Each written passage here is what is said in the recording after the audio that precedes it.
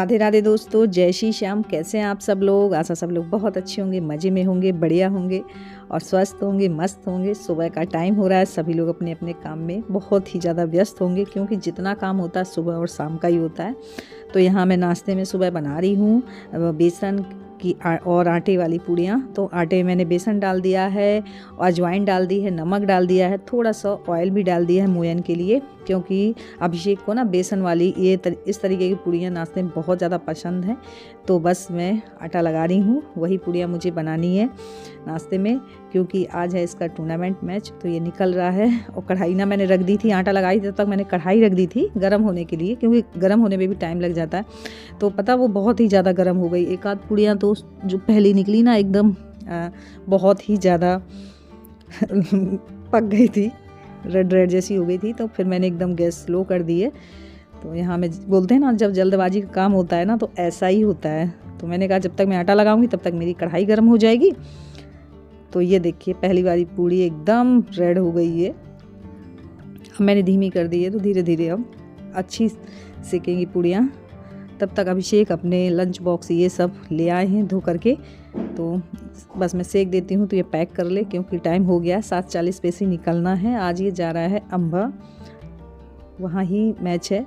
तो सारी team stand में मिल जाएगी, तो निकलने वाला है। यहाँ ये अपना लंच बॉक्स पैक कर रहा है। पूड़ियाँ मेरी सिक चुकी हैं पूरी।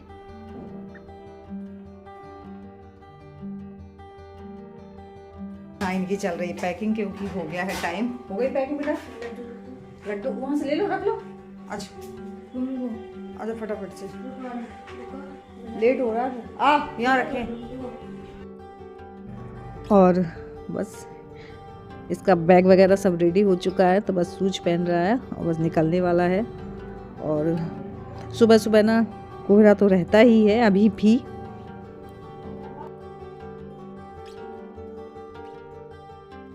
और मैंने इसे आज के लिए तो मना किया हुआ था, लेकिन बोल रहा था कि मम्मा मेरे नाम हेडिंग में मुझे जाना ही है, आज भर की छूट दे दो, आज भर मुझे चले जाने दो, फिर मैं अपनी पूरी स्टडी पे ध्यान दूंगा। ठीक है भाई, चले जाओ।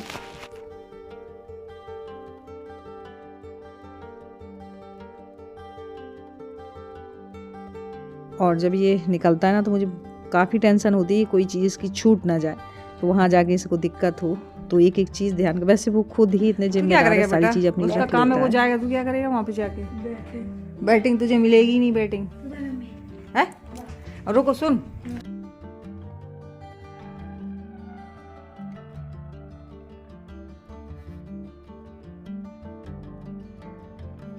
और ये जा रहे हैं स्टैंड तक छोड़ने, जहाँ इनकी पूरी टीम मिल जाएगी। निकल रहा है।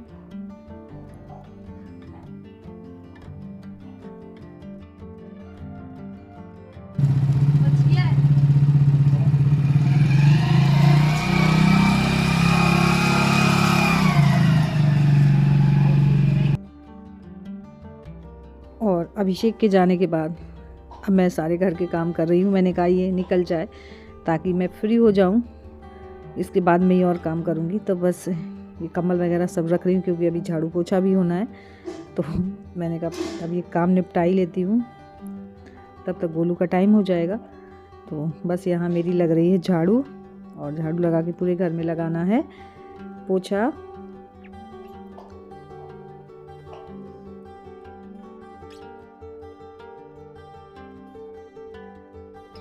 अब मैं नहा के आ चुकी हूँ, तो यहाँ मैं कपड़े फैला रही हूँ।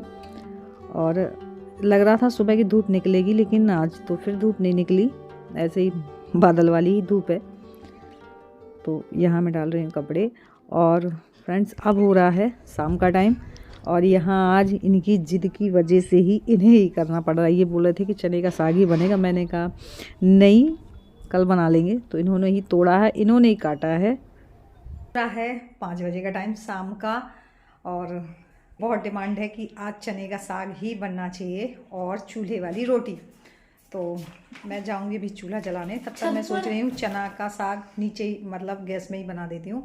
और चना का साग बताऊँ कौन सा खाते हैं, ये आलना वाला। एक तो आलू के साथ बनाते हैं भुजिया, तो भुजिया इन्हें कम पसंद है, इन्हें पसंद है वो वाला आलना जो दाल डाल के बनाते हैं। मूंग की दाल डाल के बना दीजिए या चने की दाल डाल के बना दीजिए। तो मैं चने का साग हलना बनाने वाली हूँ मूंग की दाल का। तो चलिए बना लेते हैं फटाफट से, क्योंकि ये बाहर लगे हुए हैं काटने में, बोल देंगे मैंने काट भी दिया फिर भी मना कर रही है।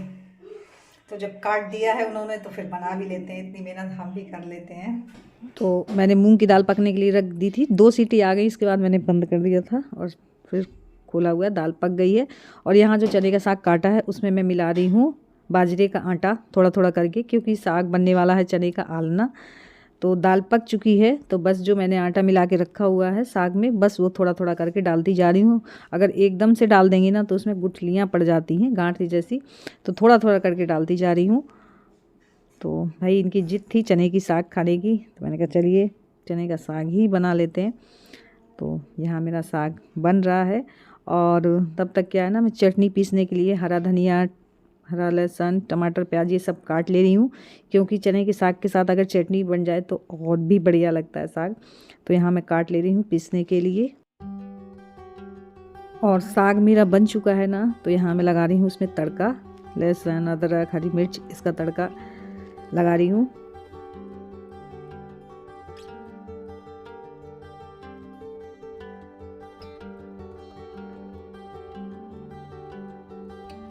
और अब जा रही हूँ मैं चटनी पीसने के लिए, ताकि चटनी भी पिस जाए, बस रोटियां रह जाएंगी।